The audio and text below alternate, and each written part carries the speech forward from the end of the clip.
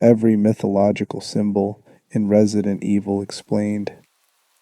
When you walk through the blood-soaked halls of a Spencer mansion or navigate the cult-controlled villages of rural Spain, you're stepping through more than just horror game environments. You're crossing thresholds marked by ancient symbols, creatures whose names echo through millennia of human storytelling, and viral agents named after myths that predate recorded history. Tonight we trace every mythological thread woven into the Resident Evil franchise, from Greek monsters to Egyptian serpents, from biblical passages to Incan sacred beasts.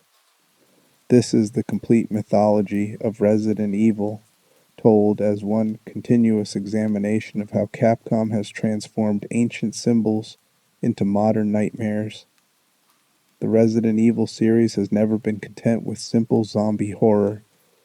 From its earliest days, the franchise established itself as something deeper, more literary, more deliberately constructed than most survival horror games dared to be. The creators reached back into humanity's oldest stories, pulling forth creatures and concepts that have terrified us for thousands of years, then reimagining them through the lens of bioweapon research and corporate conspiracy. Understanding these mythological connections transforms the games from monster shooting exercises into something richer, a dialogue between ancient fear and modern anxiety. The foundation, progenitor, and the stairway to the sun. Before we can understand any specific mythological creature in Resident Evil, we need to examine the franchise's creation myth, the origin story that makes everything else possible. At the heart of every virus, every mutation, every transformation in the series lies the progenitor virus, discovered in West Africa in the 1960s. But the progenitor story begins much, much earlier, in the Neolithic period, when the Ndapaya tribe first encountered flowers growing in caverns beneath their territory. These flowers, which the Ndapaya called Stairway to the Sun, held properties that seemed divine. The name itself carries symbolic weight, suggesting ascension, transformation, the bridging of earthly and celestial realms. In German, the flower was known as Sonnentreppe, maintaining that solar connection. The sun has represented life, power, and divinity across virtually every human culture. To name something Stairway to the Sun is to declare it a pathway to godhood, a means of transcendence. The Ndapaya developed rituals around these flowers. When selecting a new king, candidates would consume the toxic blooms in a ceremony that functioned as both trial and transformation. Most died. The flower's poison was extraordinarily lethal, attacking cells at a fundamental level, causing rapid necrosis as the body struggled to adapt to genetic changes it couldn't process. But those rare individuals whose genetics happened to align with the virus's requirements didn't die. They transformed. They gained superhuman strength, dramatically, enhanced intelligence, and something approaching biological immortality. Their eyes would change, taking on a reptilian appearance with red coloration, capable of bioluminescence when experiencing intense emotion. These survivors became god kings, ruling for centuries. The symbolism here draws from countless mythological traditions. The dangerous test that separates divine rulers from common people appears in legends worldwide, from Arthur pulling the sword from the stone to various tribal initiation rites involving poison, pain, or near-death experiences. The Ndapaya ritual specifically echoes the Greek concept of apotheosis, the transformation of a mortal into a god, but it also reflects the eternal human anxiety about the price of power. The Ndapaya's advanced civilization eventually collapsed, not despite the stairway to the sun, but because of it. Too many young people sought the crown, consuming the flowers and dying in droves. The tribe that had once been technologically superior to its neighbors, capable of architectural feats that influenced construction techniques across Africa, dwindled to a shadow of its former glory. When Oswell Spencer, James Marcus, and Brandon Bailey discovered the progenitor virus in 1966, they were uncovering something that had shaped human evolution itself. The virus appears to be ancient beyond measure, possibly representing one of the original building blocks of life on Earth. It's an RNA retrovirus capable of cross-species infection with an almost unlimited host range, something that shouldn't be biologically possible. Plants, animals, humans, insects, progenitor could infiltrate them all, rewriting genetic code, forcing rapid evolution, creating mutations that persisted across generations. The game's lore suggests that progenitor may have been responsible for life as we know it. In primordial conditions, proteins organized into membranes and began self-reproduction because of this virus. Every complex organism on Earth potentially owes its existence to progenitor's unique properties. This positions it not just as a biological agent but as a creation force, something genuinely divine in scope. When Spencer and his colleagues isolated this virus and began weaponizing it, they weren't just developing bioweapons. They were attempting to harness the power that created life itself to become gods through scientific means rather than mystical ones. The name progenitor was chosen deliberately. It means ancestor, originator, the source from which all else descends. In genetic terms, a progenitor cell is one capable of differentiating into multiple cell types. The virus shares this quality, serving as the genetic ancestor to every subsequent viral agent in the Resident Evil universe. The T virus, G virus, T Veronica, Ouroboros, all of them trace their lineage back to those flowers growing in African caves, to the Endopia kings who dared to ascend the stairway to the sun. This mythological framework establishes several themes that recur throughout the franchise. First, the idea that godlike power comes with unbearable cost. The Endopia civilization fell.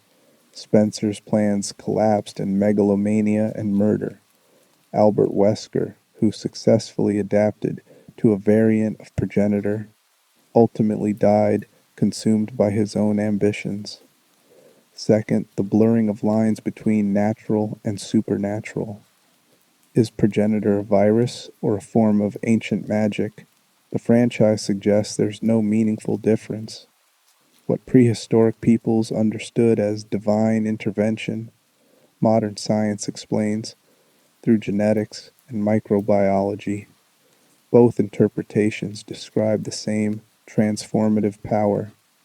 Third, and perhaps most importantly, the concept that seeking to transcend human limitations inevitably creates monsters. The stairway to the sun didn't just create kings, it created the template for every creature in Resident Evil. The zombie shambling through Raccoon City streets and the Indapaya God King ruling for centuries are variations on the same theme.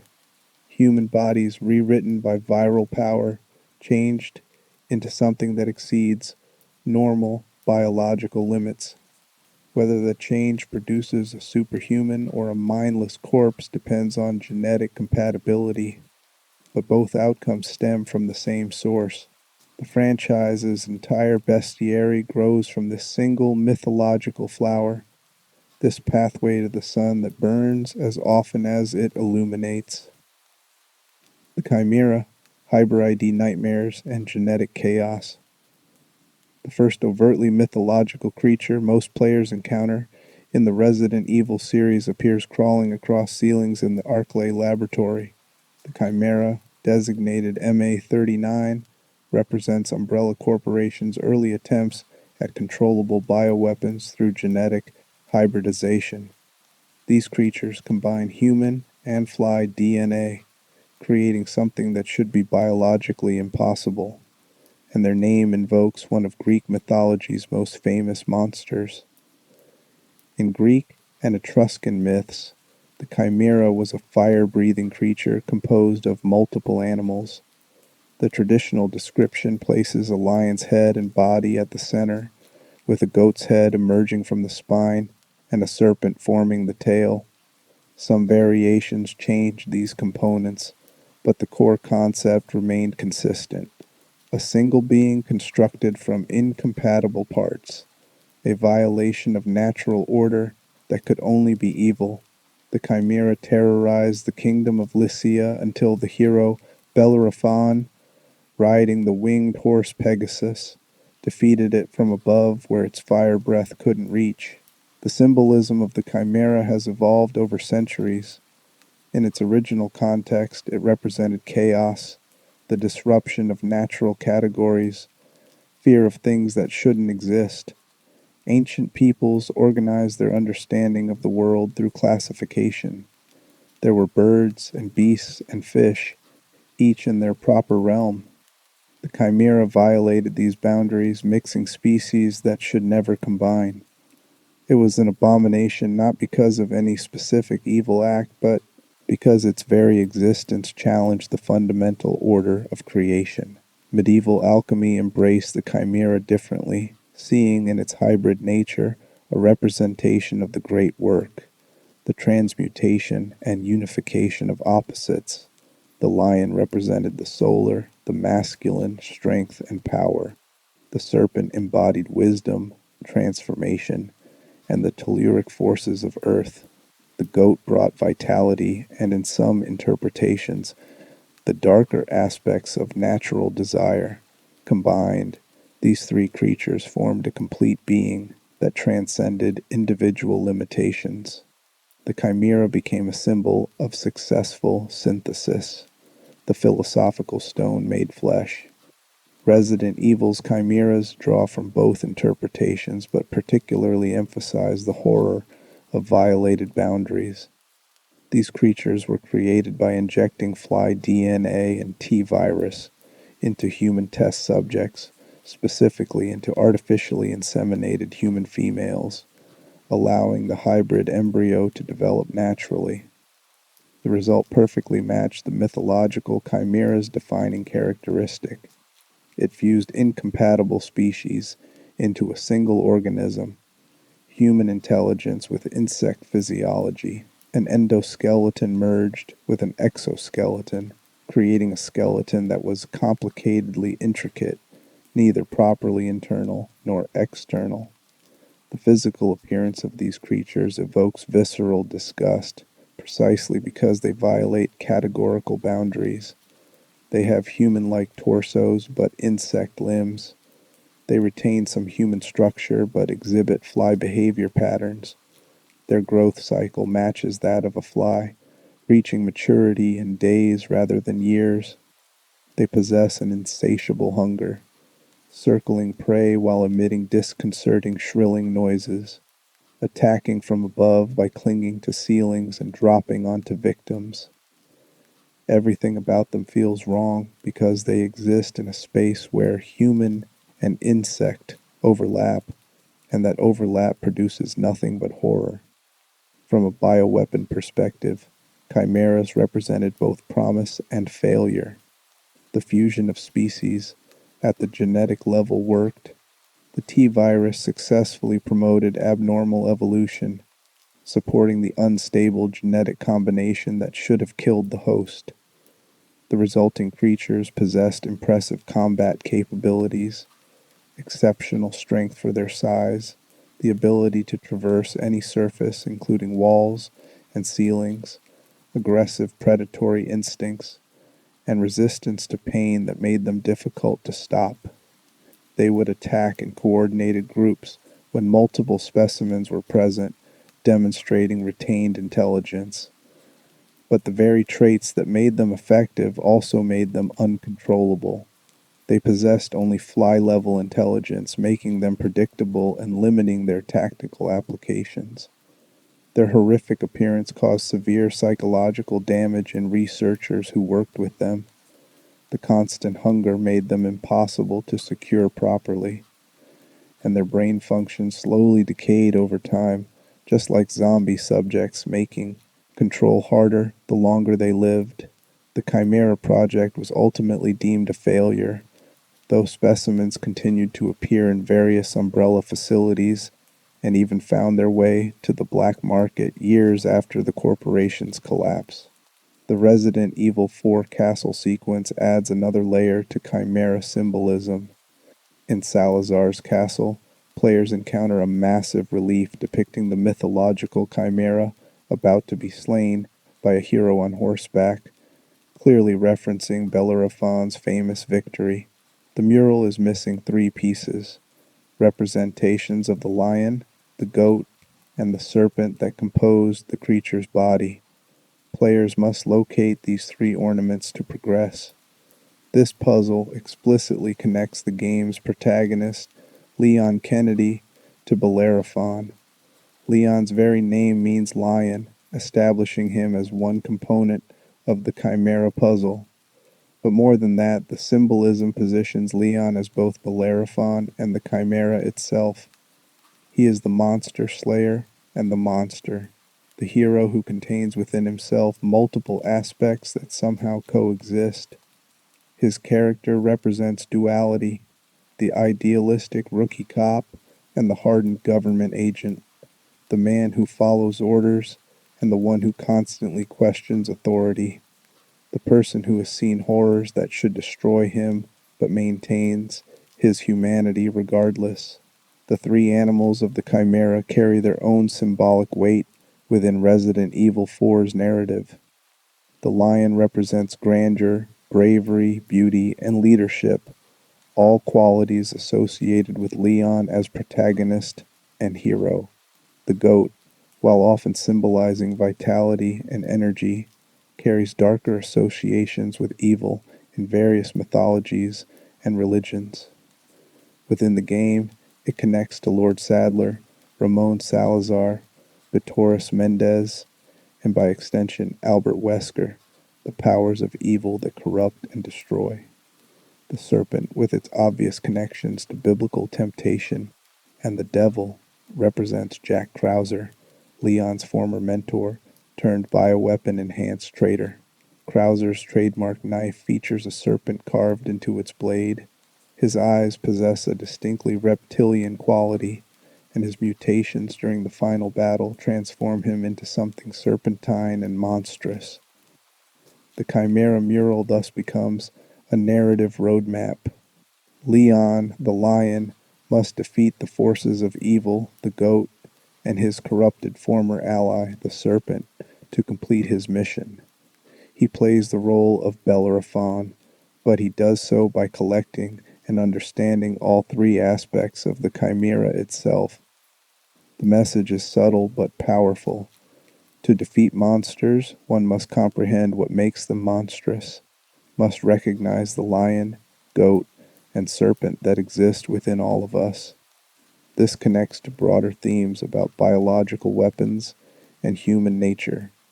The Chimera, as both mythological creature and umbrella bioweapon, represents the dangers of combining things meant to remain separate.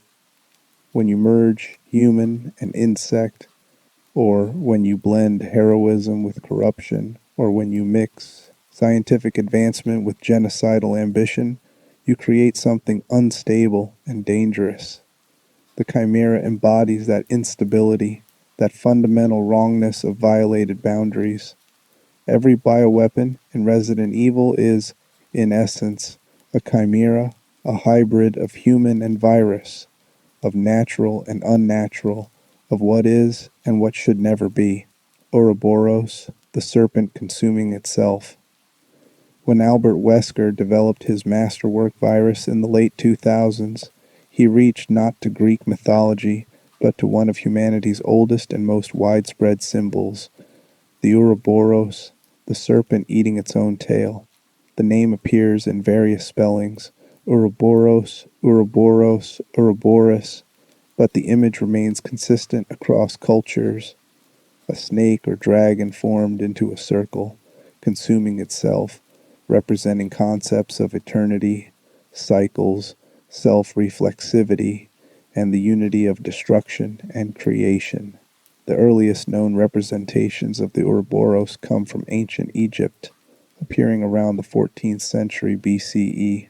In Egyptian cosmology, the serpent represented the sun's journey through the underworld each night, dying and being reborn each dawn.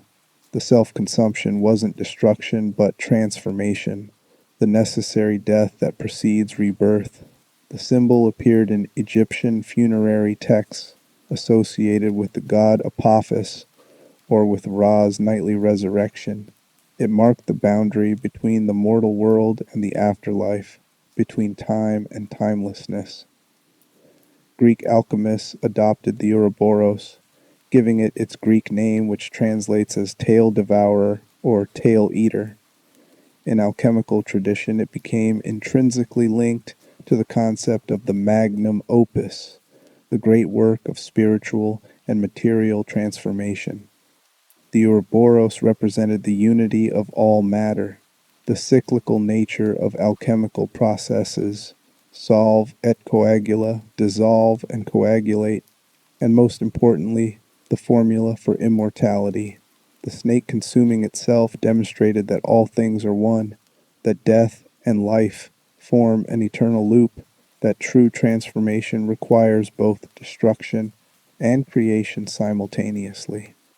In psychology, particularly Jungian analysis, the Ouroboros symbolizes the self-consuming aspect of the psyche, the way human consciousness feeds on its own experiences, destroying and recreating the ego through continuous self-reflection. It represents the primal, undifferentiated state of consciousness before individual identity forms, but also the integrated self that achieves wholeness by unifying all aspects of personality. The symbol embodies paradox, complete self-sufficiency that requires constant self-destruction. Albert Wesker's Ouroboros virus takes all these symbolic meanings and literalizes them into biological horror. The virus was designed as the ultimate expression of progenitor research, the closest any bioweapon had come to achieving Spencer's original vision of forced human evolution toward a superior species, where progenitor killed most hosts and the T-virus reduced them to mindless zombies. Ouroboros was meant to perfect the selection process. Those with superior genetics would survive infection and gain superhuman abilities, dramatically enhanced strength and speed, virtually unlimited regenerative capabilities, slowed or stopped aging, and heightened intelligence. Essentially, they would become like Wesker himself, the product of progenitor experiments who represented what humanity could evolve into. But the Ouroboros symbol isn't just about transformation. It's about self-consumption, about processes that devour their own source material. The Ouroboros virus embodies this literally. When introduced into a host, it develops a core, a bright orange organ from which sprout viral pustules resembling snakes. These snake-like growths then begin feeding on the host's organic tissue, consuming the body from the inside out, exactly like the mythological serpent devouring its own tail. In hosts with genetic compatibility, these pustules would eventually be metabolized and absorbed completely into the body, granting the superhuman abilities Wesker desired. The serpent would consume itself, and in doing so, transform the host into something greater. But in incompatible hosts, which research suggested would be the vast majority of humanity, the virus simply continued consuming. The pustules would grow uncontrollably, erupting from the body in masses of writhing black tentacles that sought more organic matter to absorb. The infected person ceased to exist as an individual, becoming instead a roiling mass of viral tissue that existed only to consume, to grow, to spread. This horror perfectly captures the darker aspects of the Ouroboros symbol. Yes, it represents eternal cycles and transformation, but it also represents mindless self-consumption, processes that exist only to perpetuate themselves regardless of cost. The Ouroboros creatures that resulted from failed infections were walking embodiments of endless hunger, absorption without purpose, growth without meaning. They consumed everything they touched, and in turn were consumed by their own viral nature, unable to stop the cycle. The virus's name also references the benzene ring, the hexagonal carbon structure that chemist August Kekule famously claimed he discovered after dreaming of a snake seizing its own tail. This connection ties Ouroboros to the foundation of organic chemistry, to the molecular structures that make carbon-based life possible. It suggests that Wesker's virus operated at the most fundamental level of biological existence, rewriting the basic chemical processes of life itself. Wesker's plan for Ouroboros was apocalyptic in scope. He intended to release it globally, saturating the atmosphere, forcing every human on Earth to undergo the compatibility test. Billions would die, consumed by the virus, transformed into mindless masses of absorbing tissue. But a select few, perhaps one in millions, would survive, would adapt, would become the next stage of human evolution. The survivors would be unified not just by their superior genetics, but by their shared survival of universal catastrophe. They would form the basis of a new civilization, one where humanity had literally consumed itself to birth something greater. This connects the Ouroboros to numerous mythological traditions about cycles of destruction and renewal. The Norse Ragnarok, the Hindu concept of cosmic cycles, the Christian apocalypse followed by new creation. All these myths describe reality being consumed and reborn into a purer form. Wesker positioned himself as the agent of this transformation, the one with vision enough to force humanity through its necessary death so it could achieve rebirth. But the symbol contains a warning that Wesker ignored. The serpent eating itself doesn't just represent transformation, it also represents futility, endless repetition without progress, the inability to escape one's nature. Wesker's plan failed specifically because he fell victim to his own Ouroboros. His overdose of the virus, his attempt to consume more power, resulted in his loss of control. His body transformed, grew, consumed itself with mutations that made him powerful but ultimately vulnerable. The very virus he created as a tool for his godhood became the mechanism of his destruction. He became the serpent consuming its tail, caught in a cycle he couldn't escape, proving that the most dangerous aspect of the Ouroboros isn't its consumption of others, but its inevitable consumption of itself. The virus also appears in Resident Evil Revelations 2, where Alex Wesker uses it to create reanimated corpses called revenants. These creatures demonstrate another aspect of the Ouroboros symbol, its connection to death and resurrection. Without living tissue to truly metabolize, the virus converts dead organic matter into ambulatory forms, creating human-shaped pustule masses that operate through viral animation rather than true life. They're neither alive nor dead, existing in the liminal space represented by the Ouroboros itself, the boundary where one state transforms into another. This undead application of Ouroboros highlights the symbol's appearance in vampire mythology and other traditions about creatures that achieve immortality through consuming death itself. The Ouroboros doesn't just unite life and death in abstract concept, it demonstrates that eternal life might require eternal consumption, that immortality could mean becoming a force of endless hunger, sustained only by devouring what you once were. Las Plagas, the biblical plagues, and parasitic control. Few mythological references in Resident Evil are as layered and complex as Las Plagas, the parasitic organisms that drive the horror of Resident Evil 4 and later appear in Resident Evil 5. The name translates from Spanish as the plagues, immediately evoking the biblical story of Exodus, where God sends 10 plagues upon Egypt to secure the Hebrews' freedom. But the parasites themselves, the cult that worships them, and the religious symbolism surrounding them draw from multiple mythological and theological traditions to create something that functions as inverted spirituality. The biblical plagues were demonstrations of divine power, specific afflictions sent to break Pharaoh's will and prove Yahweh's supremacy over Egyptian gods.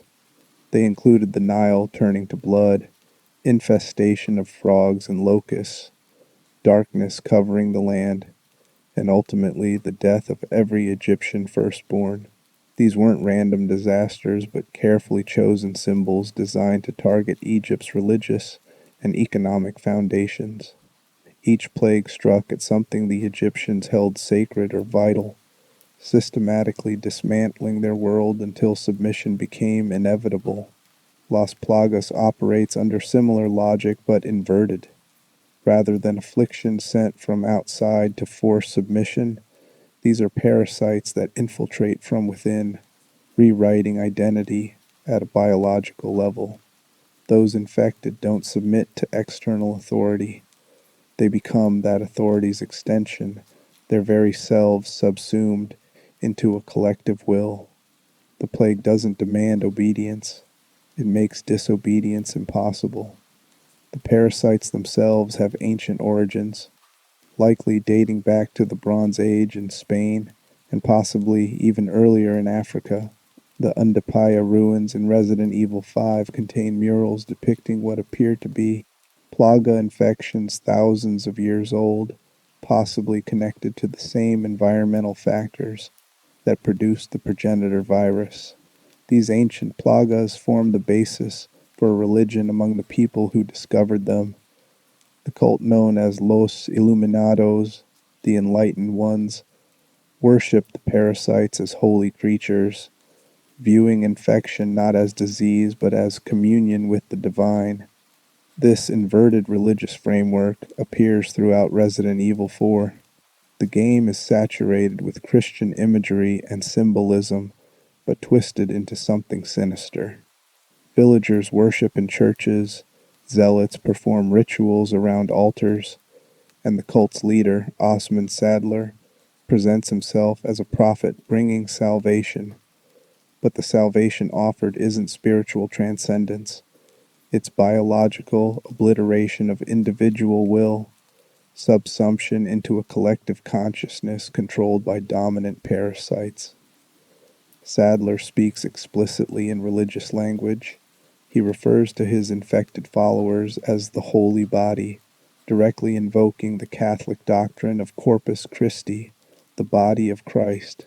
In Christian theology, the congregation of believers forms a mystical body, with Christ as the head, all members unified in purpose and faith while retaining individual identity.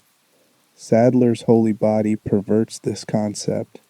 His followers are unified, yes, but through parasitic control rather than shared belief. They form a literal singular organism rather than a metaphorical community. And Sadler himself serves as the head, the controlling intelligence, making him not just a religious leader, but the mind that animates his followers' bodies. This creates a horrifying parallel to religious communion. Christians consume bread and wine, representing Christ's body and blood, symbolically taking divinity into themselves. Las Plaga victims consume the parasite, either willingly in cult rituals or through forced infection, and the parasite consumes them in turn, replacing their identity with connection to the collective. The communion becomes literal. The believer truly does become one flesh with their God. but the process destroys rather than elevates them. The biblical plague connection extends to the parasite's effects. God's plagues turned the Nile to blood, making it undrinkable, poisoning Egypt's source of life. Las Plagas turns humans into ganados, poisoning the source of civilization and community.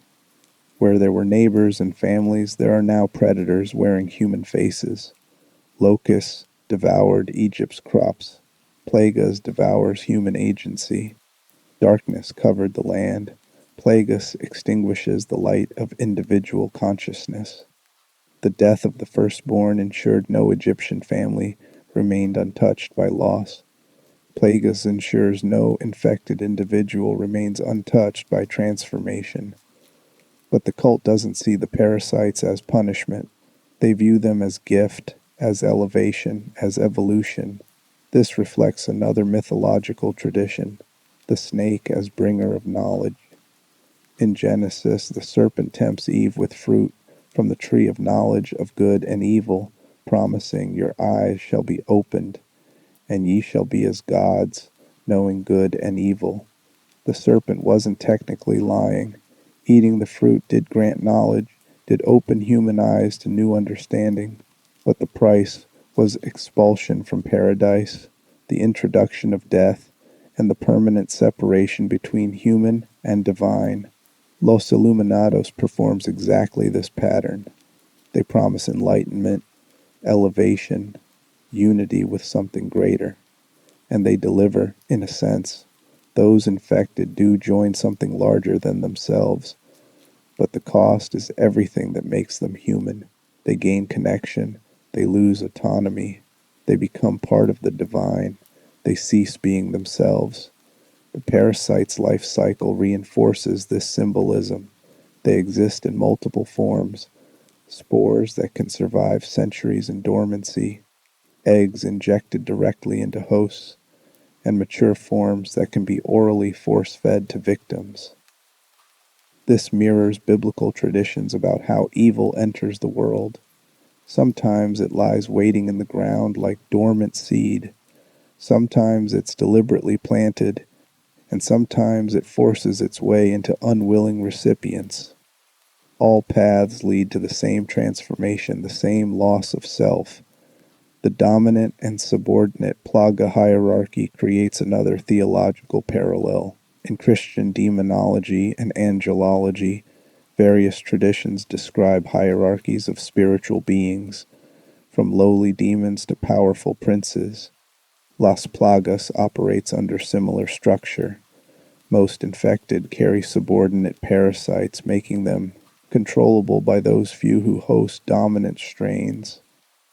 Sadler, Ramon Salazar, and Betorres Mendez all possess dominant plagas, making them the princes of this inverted faith, capable of commanding the lesser infected with a thought.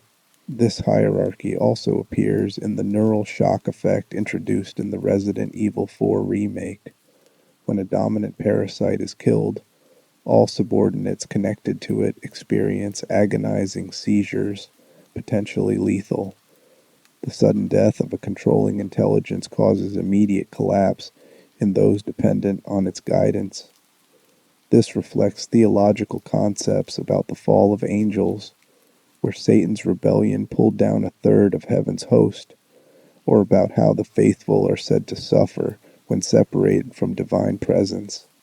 Las Plagas also draws from parasitology and natural history in ways that enhance its mythological resonance. Real parasites like Toxoplasma gondii can alter host behavior, making infected rodents lose their fear of cats, ensuring the parasite reaches its final host in the feline digestive system. Cordyceps fungi infect insects and hijack their nervous systems, forcing them to climb to high points before the fungus erupts from their bodies to spread spores. Las Plagas takes this biological horror and amplifies it to human scale, creating a parasite that doesn't just modify behavior, but replaces it entirely. The physical manifestation of plagas within hosts carries its own symbolic weight. When under stress or injury, infected ganados sometimes reveal the parasite, which erupts from their bodies in various horrific forms. Some develop long tentacles with blade-like appendages called guadaña, meaning scythe in Spanish, evoking the grim reaper's tool of harvest. Others sprout tooth-lined mandibles or spider-like appendages. These mutations demonstrate how the parasite views the human body not as sacred vessel, but as raw material, flesh to be reshaped according to the plaga's needs.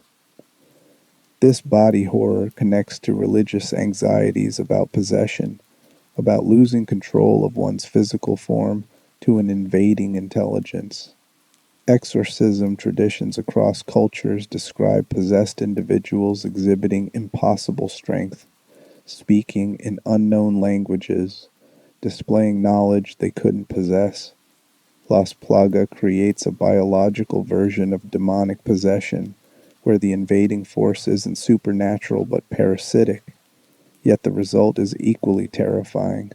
The body continues moving, speaking, even seemingly thinking, but the person who once inhabited it is gone. In Resident Evil 5, the Plagas take on additional symbolic layers through their connection to Albert Wesker's plans and their deployment in Africa. The Type 2 and Type 3 Plagas created by Tricell can infect hosts in seconds rather than days, and can seize control even of unwilling victims. This accelerated infection timeline and forced conversion parallels the historical trauma of colonialism and slavery in Africa, where European powers forcibly reshaped African societies, imposing their will and extracting resources. The game doesn't make this connection explicit, but it resonates beneath the surface, particularly in a region like Kijuju, where the native population becomes infected and weaponized by outside forces. The ultimate expression of Plaga symbolism appears in Sadler's transformation during his boss fight. His mutated form inverts the usual relationship between parasite and host. Instead of the Plaga hiding within a human shell, Sadler becomes a massive Plaga with his human form attached as a discarded husk, hanging off the parasite like a shed skin or a chrysalis. This suggests that Sadler himself may have never truly been in control, that the prophet guiding Los Illuminados might have been the parasite wearing human form all along, using Sadler's intelligence and authority to spread itself further. This interpretation reframes the entire Resident Evil 4 narrative. If Sadler wasn't human directing parasites, but parasite directing humans, then Los Illuminados wasn't a cult worshipping Plagas as divine. It was Plagas worshipping itself, using human religious impulses as a vector for spread. The cult's syncretic blend of Catholicism and pagan tradition, its ceremonies and sacred spaces, all of it becomes a parasitic mimicry of faith, the Plaga equivalent of a Venus flytrap's attractive scent, luring victims toward infection by promising spiritual fulfillment. This makes Las Plagas perhaps the most insidious mythological element in Resident Evil. The Chimera horrifies through violated boundaries, the Ouroboros through endless consumption, but Las Plagas corrupts the very human need for meaning and connection. It transforms our deepest longing to be part of something greater than ourselves, to find purpose and community, into a vector for biological horror. It suggests that the plagues humanity most needs to fear aren't external afflictions from an angry God, but internal vulnerabilities. We willingly open because we mistake parasitic consumption for spiritual communion. Tyrants and nemesis, Greek gods of death and vengeance. Two of Resident Evil's most iconic monsters bear names pulled directly from Greek mythology. Thanatos, the god of death, and Nemesis, the goddess of vengeance. These naming choices aren't decorative. They signal something fundamental about how the franchise understands its monsters, how it positions bioweapons within mythological frameworks of divine punishment and inevitable fate. The Tyrant series represents Umbrella's attempt to create the perfect bioweapon, the ultimate life form that would combine human intelligence with superhuman capabilities. The name Tyrant itself carries mythological weight. In ancient Greek, tyrannos originally meant an absolute ruler, someone who seized power rather than inheriting it through legitimate succession. Over time, it came to specifically denote a cruel or oppressive ruler, but in its earliest usage, tyrant was almost neutral, simply describing someone with absolute authority who owed their position to their own strength rather than divine right or democratic choice. This perfectly captures what Umbrella intended. Tyrants would be self-made powers, creatures that commanded through capability rather than granted authority. They would be intelligent enough to follow complex orders but obedient to their creators, combining the best aspects of human reasoning with beast-like loyalty and power. The fact that tyrant later came to mean oppressor adds irony. These weapons meant to serve inevitably became destructive forces that couldn't be truly controlled, oppressors of the humanity they were supposedly designed to protect. The specific tyrant models named after mythological figures add more layers. Thanatos, appearing in Resident Evil Outbreak, takes its name from the Greek personification of death itself. In Greek mythology, Thanatos was the son of Nyx, night, and brother of Hypnos, sleep. He represented gentle death, the natural end of mortal life, in contrast to violent death represented by the Charis, or battlefield death presided over by Ares. Thanatos was inevitable, inescapable, impartial. When your time came, Thanatos claimed you, regardless of strength, wisdom, or divine favor. Only a few legendary figures, Sisyphus most famously, ever managed to briefly cheat him, and the punishments for such defiance were eternal. The Thanatos tyrant embodies this mythological inevitability. It doesn't just kill, it pursues with perfect patience, following survivors through Raccoon University with relentless determination. When one group of survivors weakens it through electrocution causing structural collapse, it doesn't die. It mutates into its Thanatos R form, resuming its hunt with even greater determination. Like death itself, Thanatos cannot be permanently defeated, only temporarily delayed. The game forces players to either accept their fate or find a way to defeat death using its own essence, a vaccine created from the tyrant's own blood, turning the agent of death against itself. This particular mechanic echoes various mythological traditions about death being defeated by its own weapons. In Aztec mythology, the hero twins descend to the underworld and trick the death gods into demonstrating their own vulnerability. In Christian theology, Christ defeats death by dying, using death itself as the mechanism for resurrection and redemption. Thanatos carries the same symbolism. The only way to overcome death is to turn its essence against it, to make death consume itself. But its nemesis, where the mythological naming reaches its fullest expression. Nemesis, designated Nemesis T-type, or the pursuer, takes its name from the Greek goddess of retribution and vengeance. In mythology, Nemesis didn't simply punish evil, she maintained cosmic balance, ensuring that no one exceeded their proper station, that hubris was answered with humiliation, that excessive good fortune was balanced by eventual suffering. She represented divine wrath against those who would upset the natural order. The earliest mentions of Nemesis describe her punishing those who exhibit excessive pride, particularly mortals who think themselves equal or superior to gods.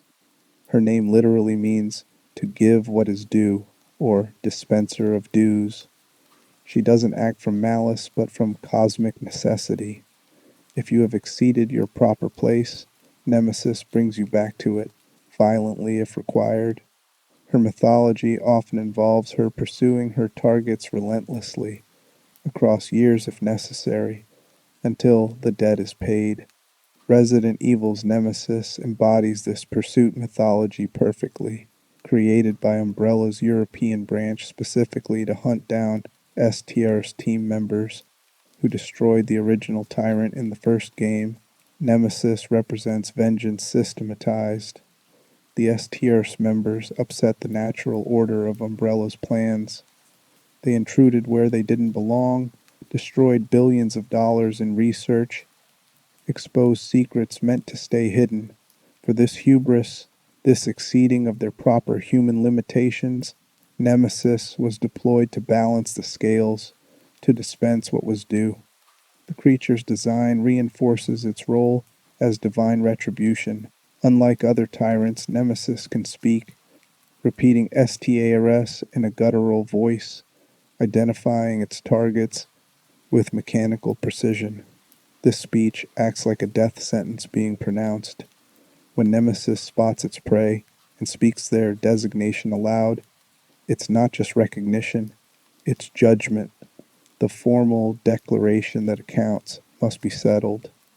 Nemesis also represents fate in the mythological sense of something that cannot be escaped. Throughout Resident Evil 3, the creature appears seemingly at random, crashing through walls, pursuing through streets, adapting to obstacles that would stop normal enemies. No door is truly safe. No distance guarantees safety.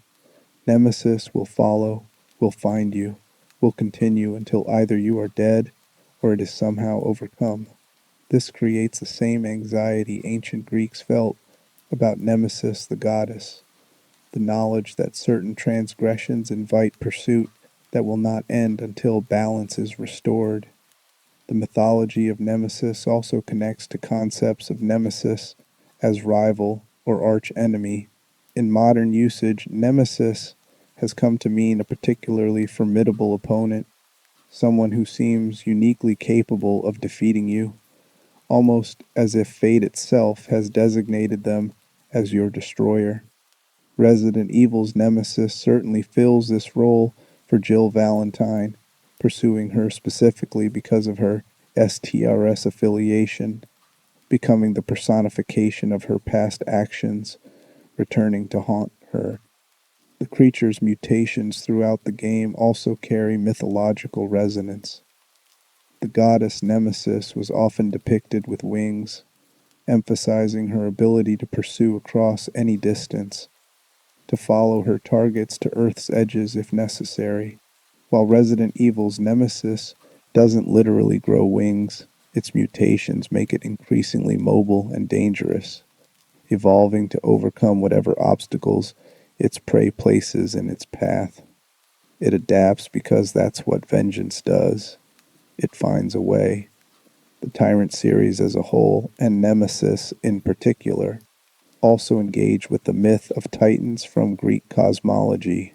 The Titans were the older generation of gods, enormous beings of primal power who ruled before the Olympians.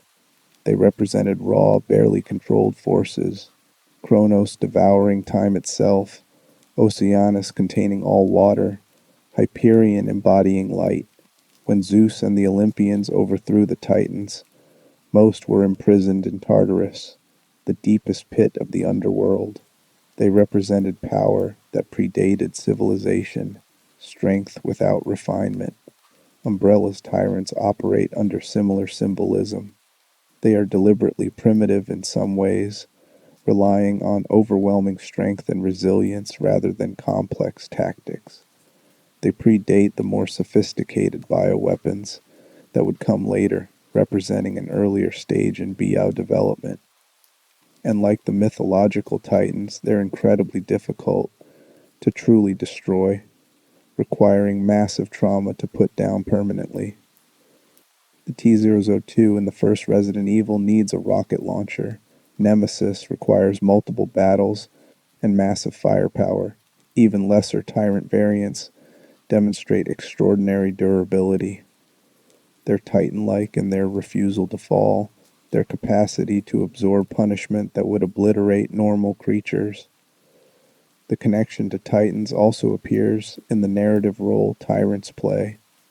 In Greek mythology, the Titan Prometheus gave fire to humanity against Zeus's wishes, elevating humans beyond their intended station. This gift brought both civilization and suffering, technology and war. Umbrella's tyrants represent a similar Promethean gift, bioweapons that were supposed to elevate military capability, but instead brought plague and catastrophe. The franchise repeatedly shows that creating these Titan-like creatures inevitably leads to disaster. They cannot be contained. They break free. They mutate beyond control. They destroy their creators. Like the Titans imprisoned in Tartarus, bioweapons are forces that should remain buried, but human hubris continually drags them to the surface. The naming of these creatures after death gods and vengeance deities reveals the franchise's mythological consciousness. These aren't just monsters, they're embodiments of cosmic principles. Thanatos and Nemesis don't simply kill, they fulfill roles that mythology assigns to divine forces. Death and vengeance appear inevitable, inescapable, almost natural despite their horror. By invoking these names, Resident Evil suggests that its bioweapons operate on a level beyond mere biology. They tap into something primal, patterns of destruction and retribution that have always existed in human consciousness, now given physical form through viral manipulation. This transforms encounters with tyrants into mythological experiences. You're not just fighting a bioweapon, you're attempting to outrun death itself, to escape vengeance personified. And like the heroes of Greek mythology, your survival depends not on defeating these forces, they cannot be truly defeated, but on finding ways to temporarily overcome them, to delay the inevitable long enough to accomplish your goals. The rocket launcher that puts down the T-002 doesn't kill death, it just postpones the meeting. Nemesis isn't destroyed at the end of Resident Evil 3. It's finally overcome, balanced out, its pursuit satisfied. The mythological names remind us that these monsters are as inevitable as the concepts they embody. Cerberus, guardians of Hell's Gates. The first true monsters players encounter in the original Resident Evil aren't zombies, they're dogs, specifically Doberman pinschers infected with the T-virus, designated MA-39 and named after one of Greek mythology's most famous creatures, Cerberus, the multi-headed hound that guards the entrance to Hades. In Greek mythology, Cerberus, or Kerberos, was the offspring of the monsters Typhon and Echidna, making him sibling to other legendary creatures like the Lernaean Hydra, the Chimera, and the Nemean lion. Most traditions describe him as having 3 heads, though some accounts claim 50 or even 100. His most consistent characteristic wasn't the number of heads, but his role, guarding the gates of the underworld. Cerberus allowed the dead to enter Hades freely, but prevented them from ever leaving. He also stopped living mortals from entering, though a few legendary heroes, Heracles, Orpheus, Aeneas, Psyche, managed to bypass or overcome him through various means. The symbolism of Cerberus operates on multiple levels. Most obviously, he represents the boundary between life and death, the liminal space where one state transforms into another. He is the threshold guardian, the obstacle that must be overcome before one can pass between worlds. This makes him fundamentally about transitions, about the dangerous passages we must navigate when moving from one state of being to another. The three heads have been interpreted variously as representing past, present, and future. The idea that death encompasses all time, that when you enter Hades you leave temporal existence entirely. Others interpret them as representing birth, life, and death, the three stages every mortal passes through. Some traditions connect the heads to the three aspects of death itself: expected, unexpected, and violent, regardless of specific interpretation. The multiplicity of heads suggests that death isn't singular or simple, but complex, multifaceted, requiring vigilance in all directions. Cerberus also appears in alchemical traditions, particularly in relation to the Greek myth where Heracles captures Cerberus as his final labor. This myth was interpreted as an allegory for mastering death, for the initiate who descends into psychological darkness and emerges transformed. Cerberus represents the trials one must face in that descent, the internalized fears that guard the gateway to deeper self-knowledge. To overcome Cerberus is to confront and master one's relationship with mortality. Resident Evil's Cerberus draws from all these traditions while adding layers of biological horror. The creatures are created by infecting Doberman pinschers with the beta strain T virus, specifically choosing military-trained dogs because their pre-existing discipline makes them easier to control. The name invokes Cerberus immediately, but the connection goes beyond simple reference. These zombie dogs function as threshold guardians within the games, appearing at transition points, marking boundaries between safe and dangerous areas. That first encounter in the original Resident Evil remains legendary for good reason. Players walk down a corridor that seems safe, empty. Then a Cerberus crashes through a window, glass exploding inward, and suddenly the boundary between outside, wild, dangerous, and inside, supposedly secure, is violated. More dogs follow. What seemed like sanctuary reveals itself as permeable, vulnerable. The Cerberus arrives exactly when players think they've found safety, teaching them that nowhere is truly secure. This is perfect threshold guardian behavior. These creatures exist specifically to remind you that the line between life and death, between safety and danger, is thinner than you think. The physical appearance of the Cerberus reinforces its mythological role. Infected dogs retain their basic canine form, but the T virus causes severe tissue necrosis. Skin rots away, muscles and organs become partially exposed, ribs protrude through decayed flesh. They look like animated corpses, dogs that have died but continue moving.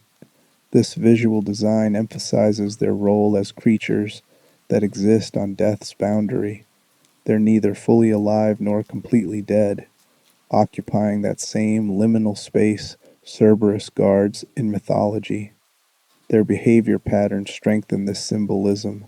Cerberus move in packs, attacking in coordinated waves, demonstrating retained intelligence and social structure, but they're driven by insatiable hunger, attacking anything living, unable to rest or be satisfied. They embody the restlessness of things that should be dead but aren't, creatures trapped between states. In mythology, the ghosts in Hades were often depicted as endlessly hungry, unable to satisfy their desires because they no longer possessed physical bodies. Resident Evil's Cerberus literalizes this. They have physical bodies, but those bodies are decaying, falling apart even as the dogs continue to hunt. Their hunger can't be satisfied because they're slowly dying even as they kill. The biological deterioration of Cerberus over time mirrors the mythological concept of Cerberus as timekeeper for the dead. Game files describe how their brain functions slowly decay, similar to human zombies, making them harder to control the longer they exist. Their eyesight degenerates until they're completely blind, forcing them to rely on hearing and other senses. This gradual degradation represents the passage of time and death, the way even the dead are subject to processes of breakdown and loss. The Cerberus that attacks you early in outbreak is fundamentally different from one that's been infected for weeks. Older, blinder, more deteriorated, but also potentially faster and more desperate, having partially adapted to its decay. The fact that Umbrella chose Dobermans specifically adds another layer. Dobermans were bred as guard dogs, protectors of boundaries and property. By infecting them, Umbrella corrupted creatures designed to maintain boundaries and turned them into threats that violate those same boundaries. The trustworthy guardian becomes the dangerous intruder. This reflects anxieties about betrayal, about the things meant to protect us becoming sources of danger. It's the family dog turned monster, the guardian at the gate who now attacks instead of protecting. Cerberus also appears prominently in Resident Evil spin-offs and films, often with enhanced abilities. In Resident Evil, the final chapter, Cerberus can dislocate their jaws to reveal multiple rows of teeth and webbed mandibles, making them even more monstrous. Some variants develop the ability to split open their entire heads, revealing enormous maws with bulbous inner mouths. These mutations amplify the creature's mythological resonance. Cerberus was often depicted with snake-like elements, a serpent's tail or a collar made of living snakes. The enhanced video game Cerberus, with their splitting heads and multiple mouths, echo this multiplicity, this sense of a single creature that is somehow multiple, that violates the expected form. The psychological impact of Cerberus encounters carries mythological weight. In ancient Greece, seeing Cerberus was the moment when newly dead souls truly understood their situation. You could deny death until you saw Cerberus. His presence confirmed that you had crossed the threshold, that there was no going back. Resident Evil's Cerberus serves similar narrative function. Their appearance often marks the moment when characters realize the full scope of the outbreak, when they understand that this isn't just a dangerous situation but a fundamental breakdown of natural order. The dogs shouldn't exist.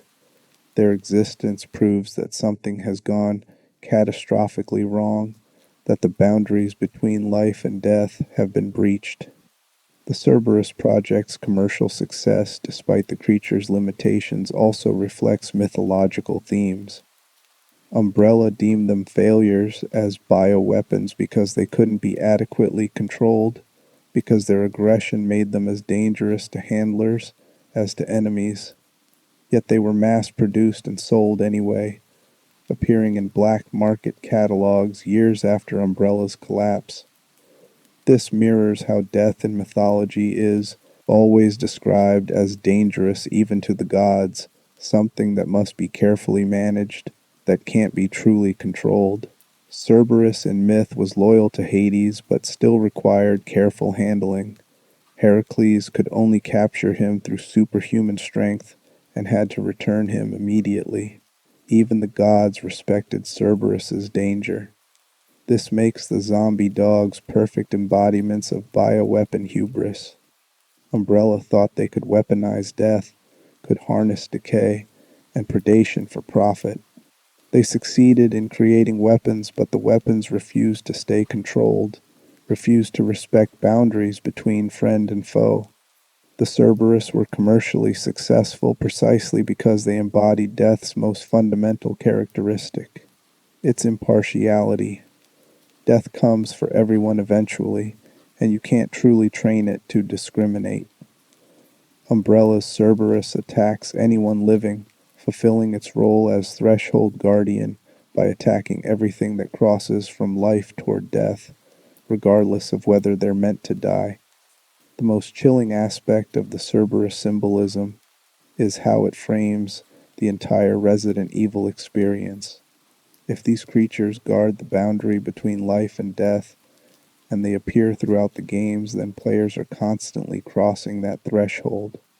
Every mansion, every laboratory, every infected zone becomes a version of Hades, a place where the living shouldn't tread. The Cerberus don't just happen to be there. They mark these locations as domains of death, places where normal rules of survival don't apply.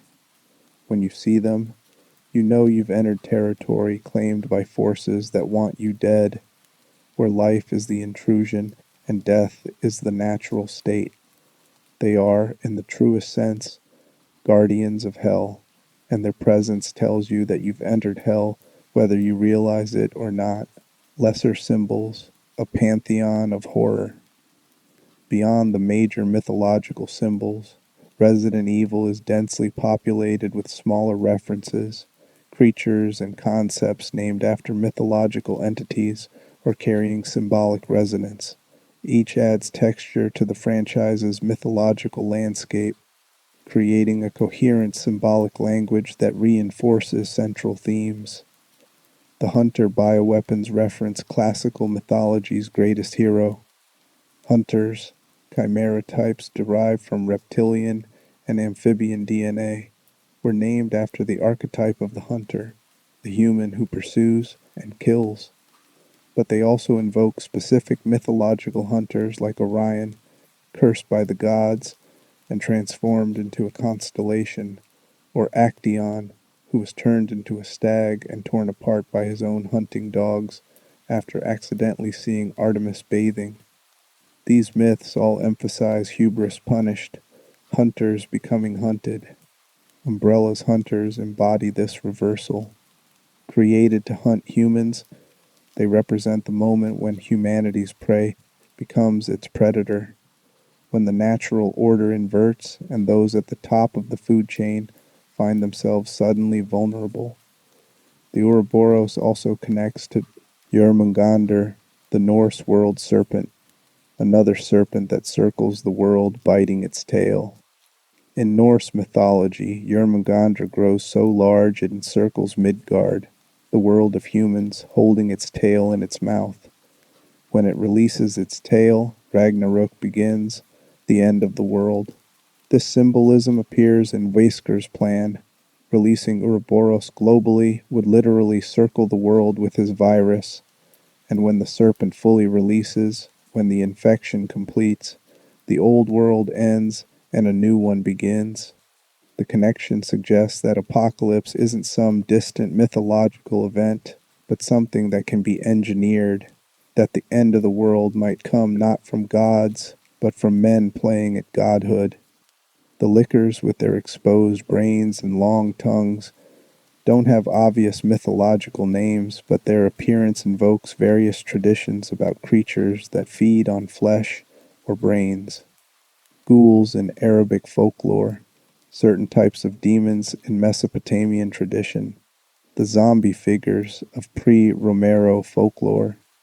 All these creatures share the licker's characteristics of degenerated humanity hunting other humans for sustenance. The exposed brain suggests loss of humanity's defining characteristic, consciousness, reason, identity, while the enhanced tongue represents pure predatory function. They're what happens when the human becomes nothing but appetite. The Regenerador enemies from Resident Evil 4 carry no specific mythological name, but embody several traditions about unkillable monsters. Hydras that grow new heads when one is severed, trolls that regenerate from any wound unless burned, the phoenix rising from its own ashes. These myths all deal with enemies that cannot be conventionally defeated. The Regenerador makes this pattern literal. Shoot it anywhere except its multiple Plaga cores, and it simply heals, growing new flesh to replace what was destroyed. The monster can only be killed by finding and destroying every Plaga within it, requiring thermal imaging to even locate them. This creates the same anxiety as the mythological, unkillable monster. How do you fight something that won't stay dead? The answer, as in many myths, is that you must understand its secret weakness, must move beyond brute force to strategic knowledge. The Verdugo, Ramon Salazar's bodyguards in Resident Evil 4, bear a Spanish name meaning executioner, but carry obvious mythological overtones. Their insectoid appearance, incredible speed, and loyalty to a master reference various traditions about non-human servants of power. The Furies in Greek mythology served as divine instruments of vengeance. Angels and demons in Judeo-Christian tradition serve as messengers and executors of divine will. The Verdugo fill this role for Salazar, acting as extensions of his authority, proof that his power extends beyond normal human limitations. Biblical references appear throughout the franchise beyond the explicit plague symbolism of Las Plagas. The first Resident Evil featured door codes derived from Genesis 22:16-18, the binding of Isaac's story, where Abraham nearly sacrifices his son at God's command. This passage about ultimate obedience to divine authority, about being willing to sacrifice what you love most, resonates with the game's themes about loyalty, betrayal, and the price of ambition. Spencer's researchers sacrifice thousands of human subjects in pursuit of divine knowledge. The S-tier's team members who survive must sacrifice their normal lives forever changed by what they've witnessed. The Golgotha virus takes its name from the hill where Christ was crucified, the place of death that became the site of resurrection. The virus was named for its ability to reanimate the dead, creating a biological parallel to Christ's resurrection.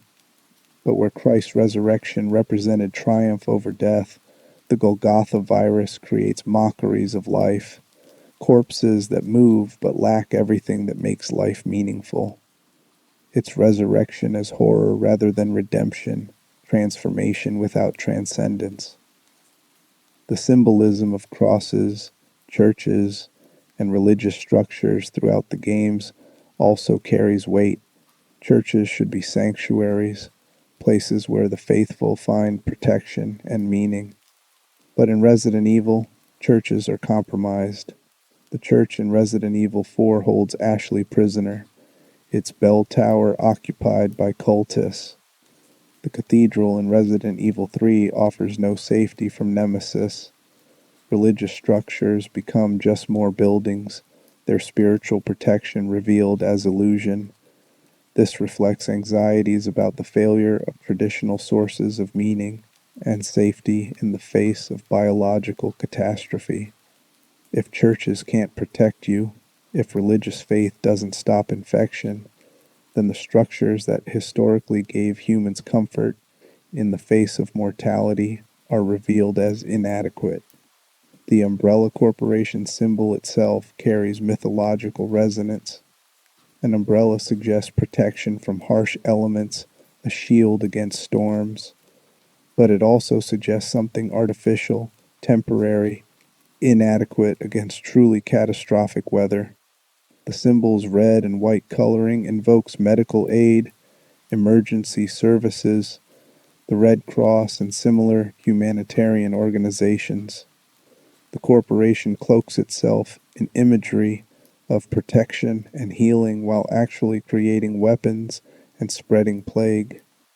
This inversion of symbols mirrors how evil in mythology often disguises itself as good, how the devil appears as an angel of light, how the most dangerous threats come wearing masks of benevolence.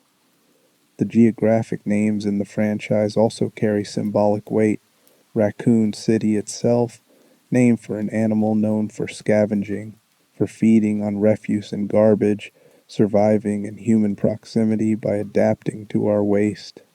The raccoon is clever, but also carries disease, particularly rabies.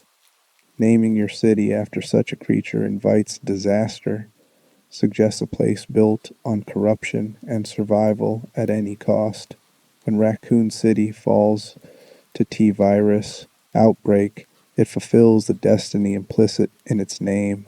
a place where infectious disease spreads uncontrollably, where the population becomes scavengers of human flesh, where adaptation to horror is the only survival strategy. Silent Hill, though not a Resident Evil location, shares mythological DNA with the franchise, particularly in how both series use fog and darkness to create psychological space.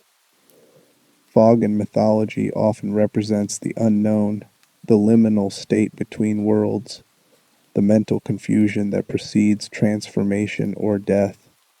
Both franchises use fog not just for atmosphere but as symbolic representation of how horror operates, obscuring clear vision, making certainty impossible, forcing characters to navigate by faith or desperate action rather than clear understanding. The various viruses themselves form a mythological pantheon of sorts. Progenitor serves as the primordial deity, the creator from which all else descends. T-virus is the most successful child, spreading widely, creating the most recognizable monsters. G-virus represents corruption and mutation, the Dionysian principle of transformation without limit. T. Veronica embodies aristocratic aspiration toward perfection. Ouroboros, as discussed, symbolizes the self-consuming cycle that destroys to transform. T. Phobos connects to psychological horror, to fear itself as transformative force. Together they form a viral cosmology, a family tree of horror that maps onto mythological patterns of divine genealogies, where each generation brings new powers and new terrors. The philosophical foundation, science as modern mythology.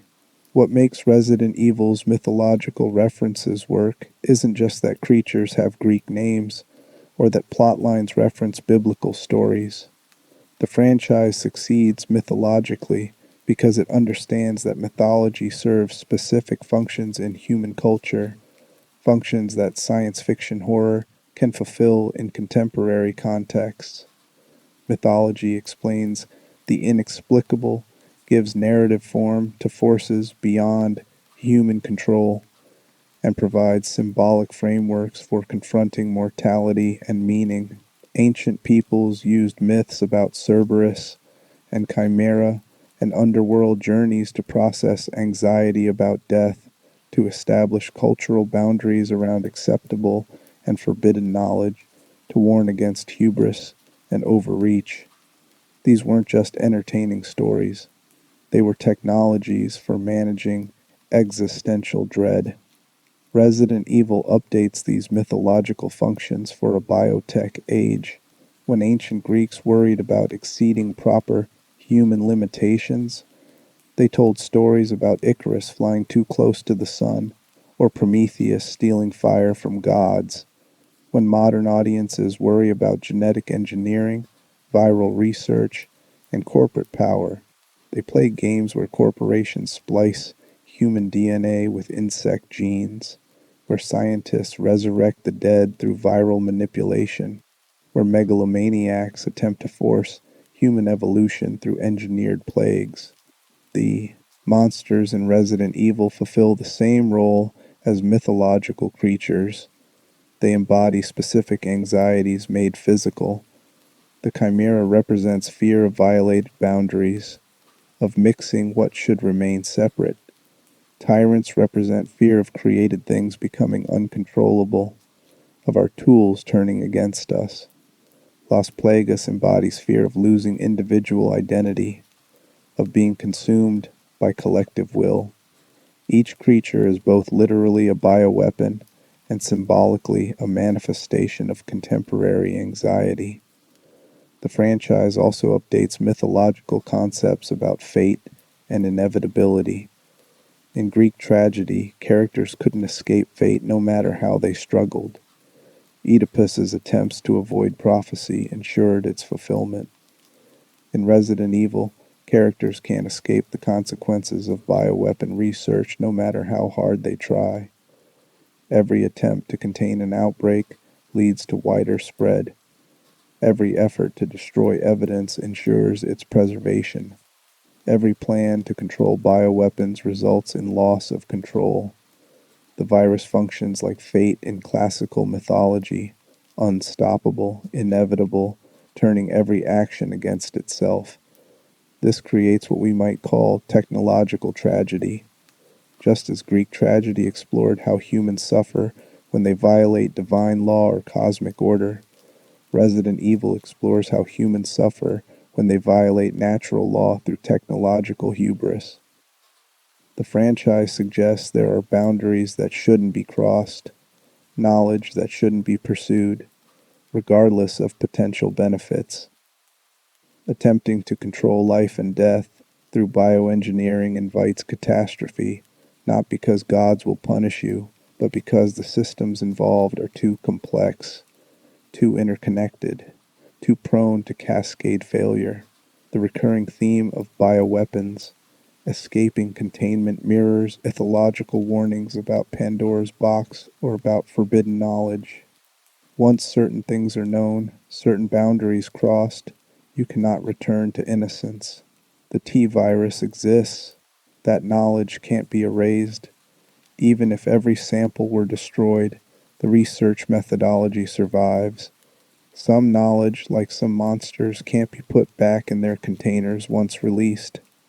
This is the modern equivalent of Prometheus's fire, a gift that elevates humanity but cannot be ungiven, that fundamentally changes what humans are capable of, bringing both progress and catastrophe.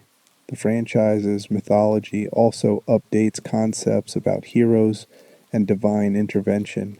In Greek myths, heroes succeeded through a combination of skill, courage, and divine favor.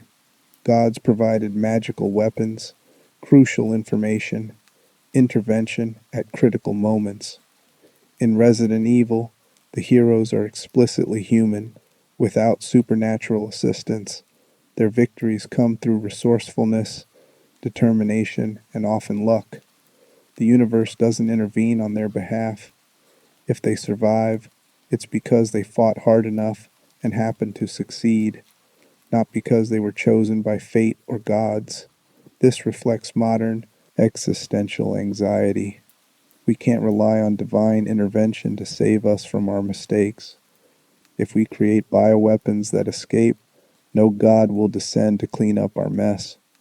The heroes of Resident Evil fight knowing they're alone, that survival depends entirely on human capability, that even victory is temporary because the next outbreak is inevitable.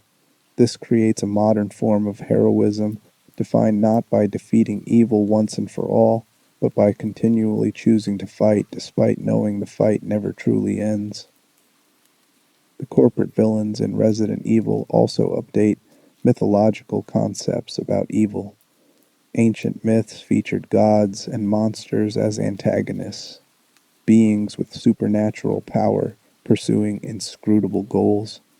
Modern mythology features corporations and researchers, beings with institutional power pursuing profit and prestige. Oswell Spencer isn't a demon or dark god.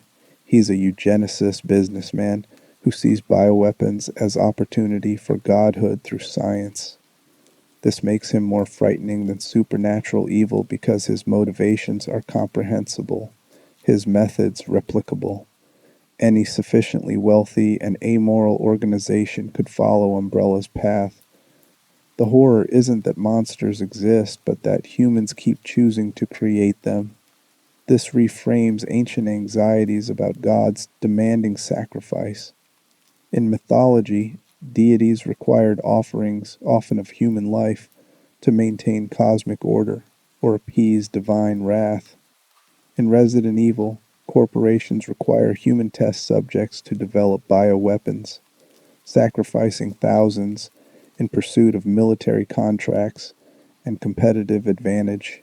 The sacrifices aren't religious but economic, made to appease market forces rather than deities, but the pattern remains the same: humans dying so that those in power can achieve their goals. The franchise's treatment of immortality also updates mythological themes. Greek myths featured multiple paths to immortality or extended life. The gods' ambrosia, the waters of the river Styx that made Achilles nearly invulnerable, various magical items, and divine blessings. But these gifts always came with prices or limitations. Achilles' invulnerability left his heel vulnerable, creating the weakness that killed him. Those granted immortality often couldn't also receive eternal youth, leading to tragedies like Tithonus, withering away forever.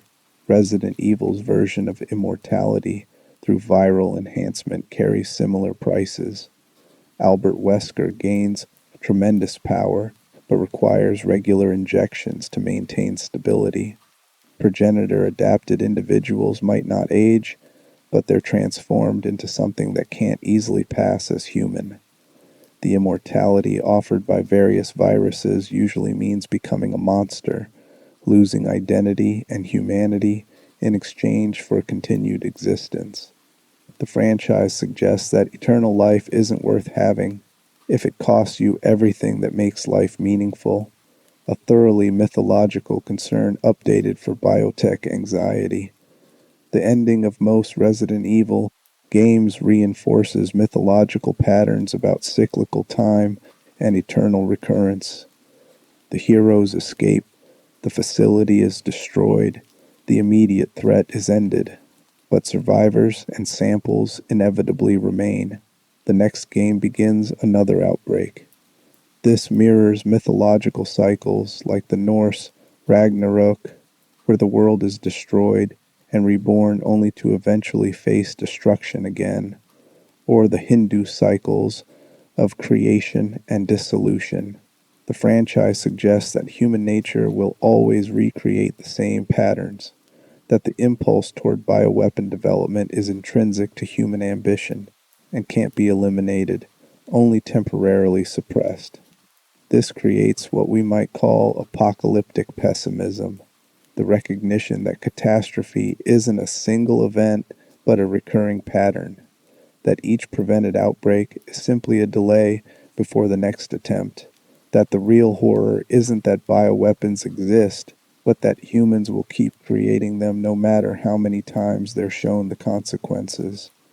The mythology becomes one of eternal vigilance without hope of final victory, of heroes who fight not because they can win, but because someone must oppose the pattern even knowing it will repeat. Conclusion. Mythology reconstituted. The mythological symbols woven through Resident Evil aren't decoration or exploitation of cultural heritage.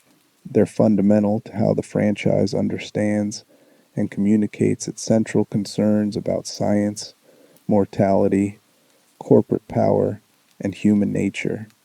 Each Greek monster name, each biblical reference, each symbolic pattern drawn from ancient tradition serves to connect contemporary horror to deeper streams of human anxiety that have always existed but now express themselves through biotech rather than divine curse.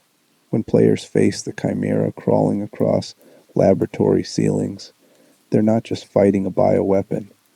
They're confronting humanity's oldest anxiety about violated boundaries, about things that shouldn't exist yet do. When Nemesis pursues them through city streets, they're experiencing mythological vengeance literalized, the inescapable consequences of transgression made physical. When Las Plagas invades their body, they're facing fears about identity, autonomy, and spiritual corruption that predate Christianity, even as they're expressed through its symbolism.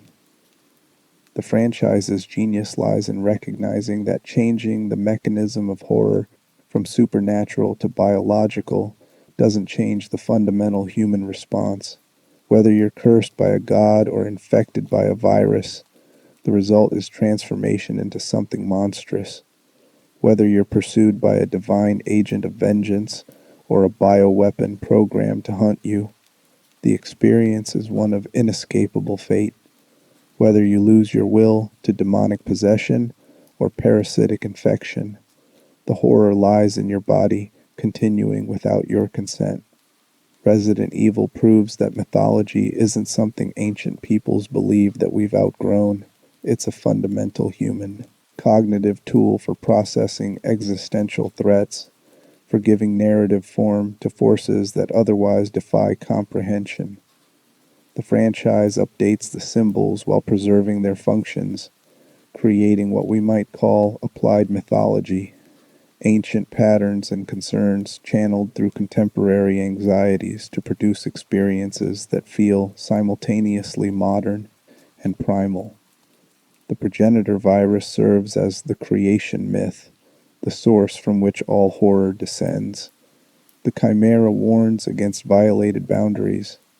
Ouroboros demonstrates self-consumption's inevitable price. Las Plagas corrupts spirituality into parasitism.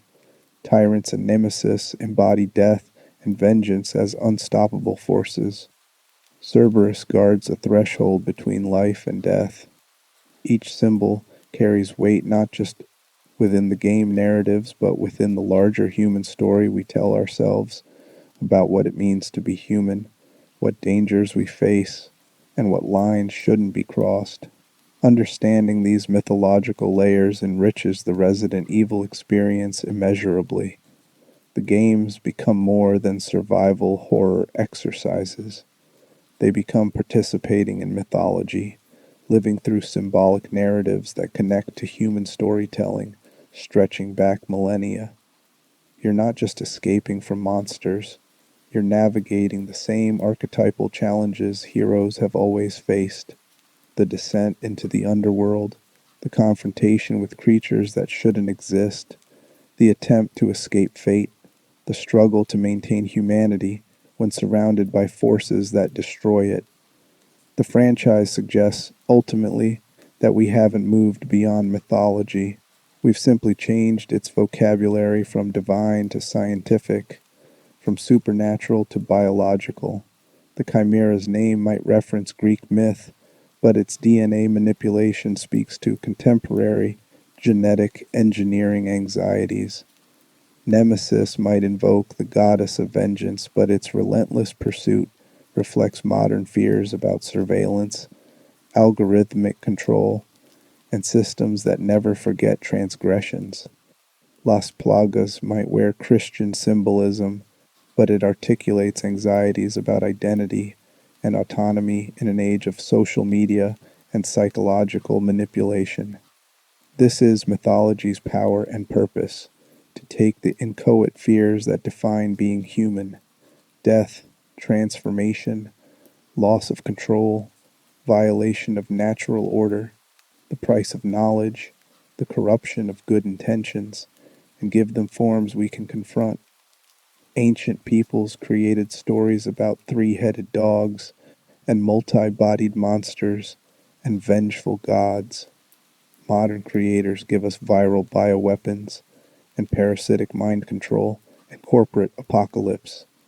The symbols change to match contemporary anxieties, but the mythological function remains constant.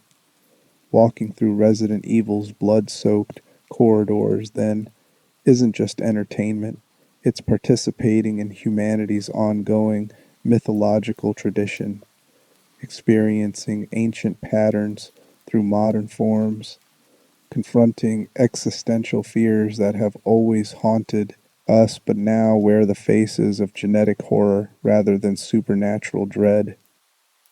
The Chimera still challenges natural categories. Nemesis still pursues. Cerberus still guards death's threshold. The names persist because the anxieties persist, because the human condition hasn't changed, even as the technologies that express it have evolved. Understanding Resident Evil's mythological foundations transforms it from a game franchise into a narrative meditation on what it means to be human in an age where we possess godlike technological capabilities, but remain psychologically and morally unchanged from our ancient ancestors. We can manipulate DNA, engineer viruses, create life and death through scientific means. But we remain the same creatures who told stories about Prometheus stealing fire, about Pandora's box releasing evils into the world, about mortals who reached for godhood and paid catastrophic prices for their ambition.